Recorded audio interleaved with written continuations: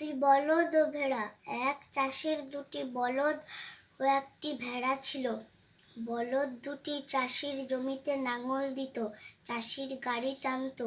সারাদিন খুব খাটুনির পর তারা একটু ভালো মন্দ খেতে চাইতো, কিন্তু চাষি তাদের পেট ভরে খেতে দিত না। তাই সামান্য খড় ঘাস বিচুলি দিয়ে তারা নিজেদের পেট ভরাতো। কিন্তু ভেড়াটি কোনো কাজ করতো না, কেবল দিনরাত শুয়ে বসে কাটাতো। তবুও তার কপালে জুটতো ভাত রুটি, ভালো ভালো খাবার। বাড়ির সকলে তাকে তোয়াজ করত। ভালো ভালো খাবার খেয়ে তার শরীরও দিন দিন মধুর হতে থাকলো।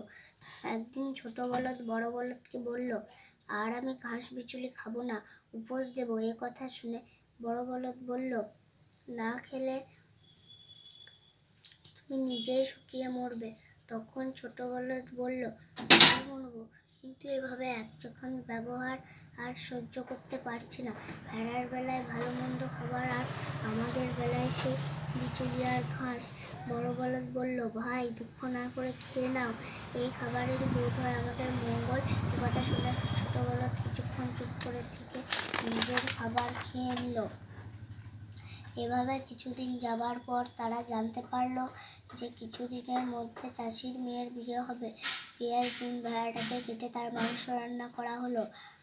তা দেখে ছোট বলদ বড় বলদকে বলল, ভেড়াটাকে কেটে ফেললো যে, এটা কেমন হলো? বড় বলদ মুচকি এসে ছোট বলদকে বলল, এখন বুঝতে পারছো তো মালিক কেন এত তোয়াজ করতো ভেড়াটাকে?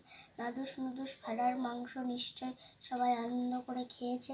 ছোট বলদ আর কিছু না বলে অবাক চোখে তাকিয়ে রইল। নীতিকথা, যে যার ভাগে খায়। নমস্কার।